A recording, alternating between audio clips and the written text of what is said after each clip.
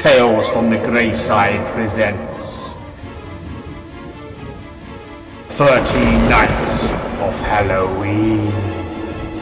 Let's make it 31 Nights of Halloween instead, if your heart can stand it. The grim fairy tales Dr. Otto Aubrey told were the kind kids have been fed for years, but the doc had a more sinister purpose. You killed him, Vic. Like his story, Dr. Otto tells us. See, Vic killed the bad giant.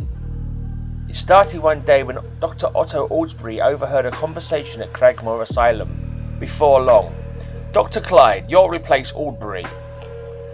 The time that aging Dr. Otto had been dreading was close at hand. Then, in addition to our regular work, Dr. Clyde and I are to take over Dr. Otto Aubrey's patients. Will the old codger retire without a struggle? I hope so, Dr. York. I hate emotional scenes. Innocuous though his manners seemed, Dr. Otto, as the inmates called him, had the soul of a scorpion and the guile of Satan himself. Because Clyde and York are young doesn't mean they may not die long before I do. He'd prepared for this. He contained his rage, slowly, slyly, subtly, passing it on to 3 of his deranged young charges. Boys, I have an idea. Let's play Jack the Giant Killer. I think we'll let Nick be Jack. I be Jack. No, me. You know the story. What did the giant do to Jack? I don't remember what, Dr. Otto. He grabbed Jack and he put a straitjacket on him and locked him in a dark dungeon. And who does that to you, Vic? Dr. Clyde. He's bad. Now make believe you have a hammer, Vic. I know. Yes, he got a hammer, just like the one in the shop near Dr. Clyde's office. And he kills the bad giant. It took a full day for the idea Dr. Otto planted to germinate and grow and fester in their tormented minds. Got to kill bad giant, Dr. Clyde. Then he can't lock us in dungeon no more. Here, what is this? You boys better get out. You're a bad giant. Horror froze the doctor's outcry in his throat. I got to kill you, giant. Their grisly deed done, they met their mentor. We did it good, Dr. Otto. Shh, you must not talk about it. They'd lock you up. So you must not tell anyone what you did. There was a frightful fuss over the ghastly murder of Dr. Clyde, but astonishingly the killers weren't caught. The boys themselves had forgotten what they did. With a madhouse full of suspects, they'd never be found out. And yet Dr. Otto Aubrey brooded. The chief may be able to replace Dr. Clyde, but should Dr. York die, there'll be nobody to take my place. I'll have to stay on. So several days later, he read his trio another tale, making his own gruesome changes.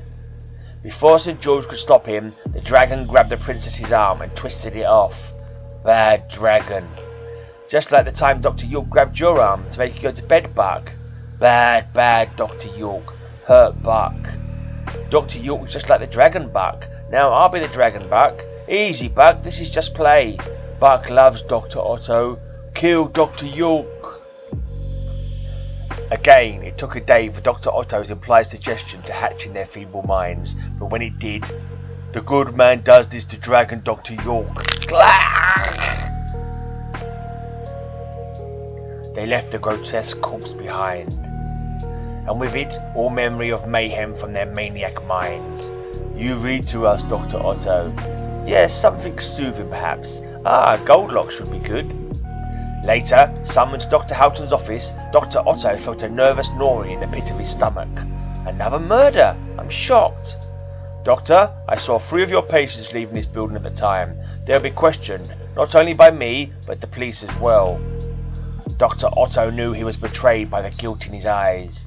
He suspects me. One of the boys might remember and confess. I've gone too far. There's only one thing left for me to do. He kept busy while waiting for his 3 witless, unwitting accomplices. They can't try those 3 oafish lads and me. I couldn't stand the humiliation of a prison trial, but I know how to avoid that. Oh, there you are. Come along, boys. I want to read you a new story. The trio listened, fascinated by the tale, and then, now let's play the story. Hit apple. Gotta hit apple. They were really trying to shoot the apple off his head, but unlike William Tell, Dr. Otto knew the fate that would befall him when his conscience yielded in the end. His end. The end.